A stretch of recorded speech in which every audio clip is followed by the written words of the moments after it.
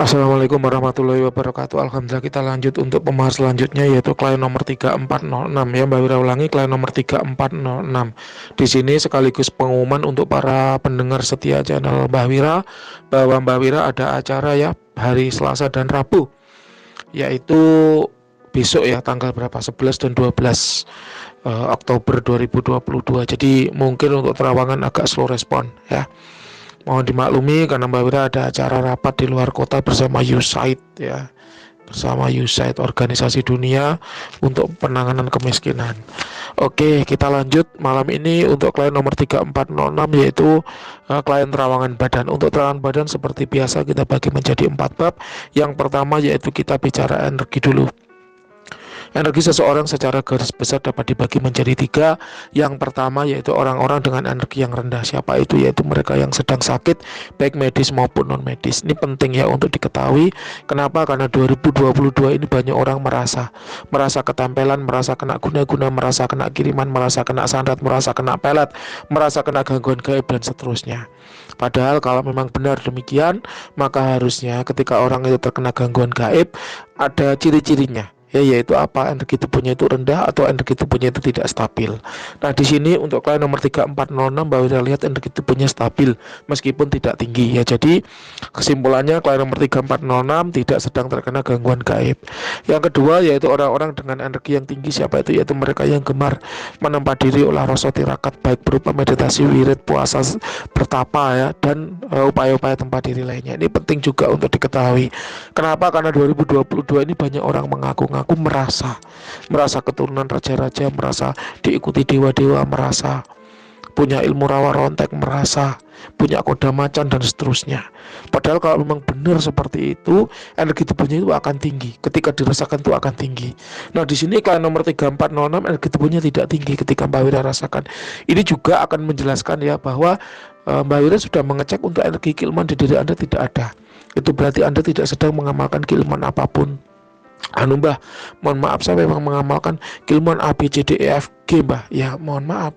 Kalau Anda merasa mengamalkan keilmuan itu kok tidak ada berjejak sama sekali gitu untuk energinya di diri Anda, berarti itu bukanlah suatu amalan, melainkan mungkin hanya berupa doa. Nah, ini yang perlu dibedakan ya. Kemudian untuk kodam bagaimana Mbak Wira sudah sampaikan bahwa tidak ada hal yang sifatnya gaib yang membahas diri Anda. Berarti untuk kodam badan juga sebenarnya tidak ada. Oke ya. Yang ketiga yaitu orang-orang yang energinya biasa sebagaimana manusia normal pada umumnya. Nah, ini kalau Mbak Wira skalakan dari 1 sampai 100, bisa yang rendah di bawah 60, yang tinggi di atas 80, maka Anda ini ada di kisaran energi 72. Jadi biasa, tidak terlalu tinggi juga tidak terlalu rendah, sedang sebagaimana orang normal pada umumnya, tidak masalah ya. Kenapa? Karena 72 ini adalah murni energi diri Anda sendiri tanpa bantuan ya makhluk gaib apapun. Yang kedua kita bicara aura. Aura adalah manifestasi dari energi. Jadi saat energi itu bervibrasi membentuk warna, maka warna itulah yang kemudian kita sebut dengan aura. Untuk klien nomor berapa ini tadi?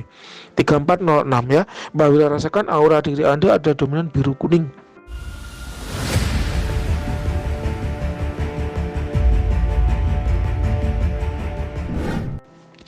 Biru bukan karena Anda pakai baju biru, bukan ya.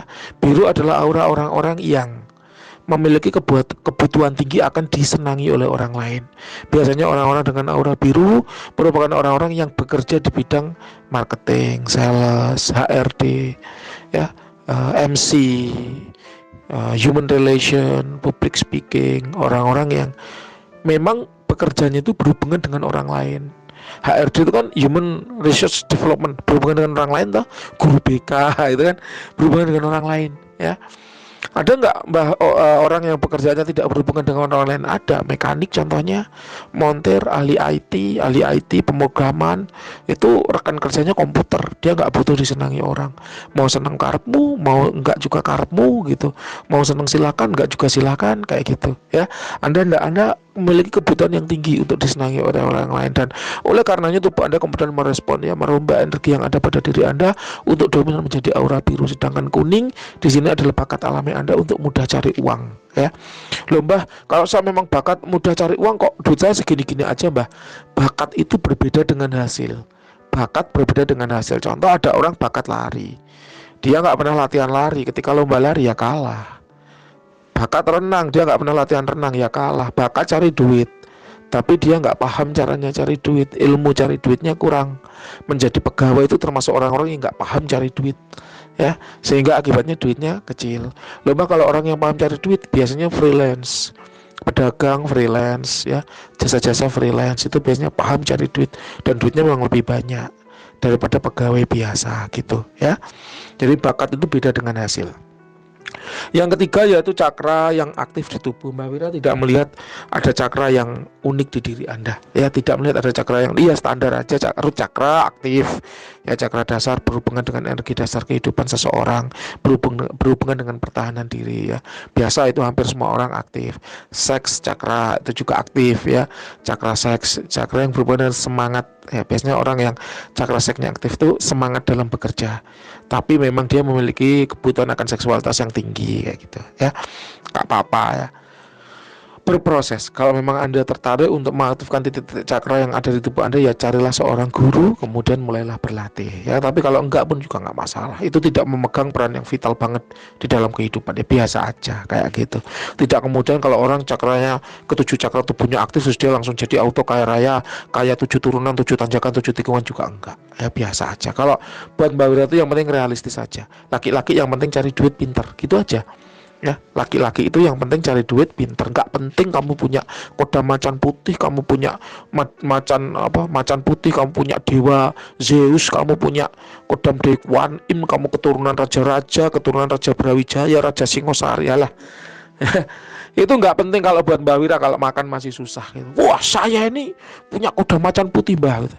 Oh gitu ya. Iya, Mbak, saya itu kalau marah itu ngamuk, Mbak, bisa makan truk lewat di jalan bisa saya kermus habis, Mbak.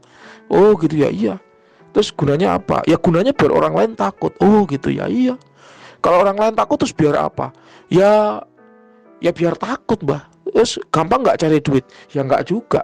Punya rumah nggak juga. Aset lain mobil misalnya nggak juga, Mbak. Apa-apa susah sekarang, Mbak. Punya perusahaan nggak juga. Punya tanah di mana-mana enggak juga, Mbak. Terus buat apa punya kuda macan? Ya biar orang lain takut. Ya itu lucu kalau menurut Mbak Wira. Ya lucu.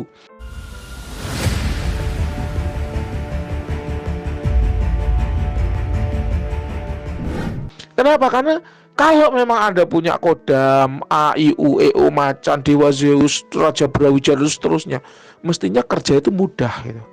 Kalau kerja tetap sulit, hidup tetap sulit, cari rezeki susah, cari jodoh susah, buat apa gitu. Nah ini, jadi punya pikiran itu yang simpel, yang praktis gitu aja. Kalau tidak memberi manfaat positif, buat apa dipelihara? Ingat ya, kalau tidak memberi manfaat positif, buat apa dipelihara? Itulah kenapa Mbah Wira itu kodam-kodamnya kebanyakan kerejekian. Biar gampang cari rezeki, biar gampang cari duit. Karena laki-laki yang penting itu. Ya, laki-laki kalau mau kondo modal kontrol doang gitu kan, ya banyak gitu loh ya. Tapi bagaimana laki-laki itu bisa memenuhi kebutuhan lahir batin, utamanya lahiriah, ya, memberi nafkah istri yang berlebih gitu. Nah ini yang jarang gitu ya. Jadi ini yang disarankan oleh Mbak Wira, bahwa percuma kita cakra 7 semua aktif, 9 semua aktif, cakra 100 aktif semua, tapi cari uang susah, cari jodoh susah, buat apa gitu. Gitu ya, jelas ya. Yang terakhir kita bicara kodam badan, ya.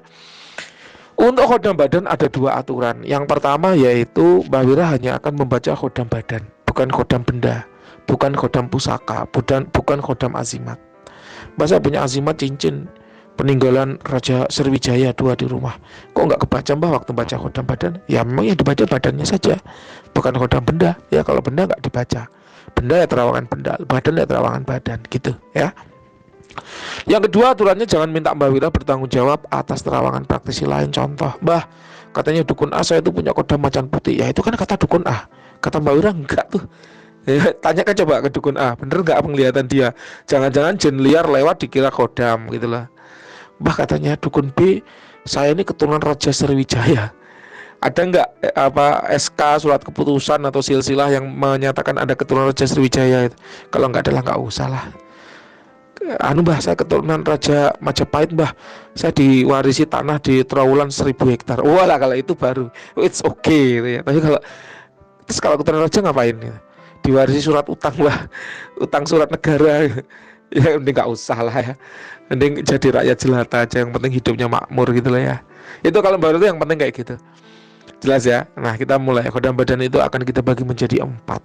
Yang pertama yaitu khodam leluhur. Siapa itu khodam leluhur? Yaitu khodam yang dulunya mengikuti leluhur Anda, kemudian setelah leluhur tersebut meninggal, dia mengikuti anak cucunya yang memiliki energi dan aura yang mirip dengan si leluhur tadi.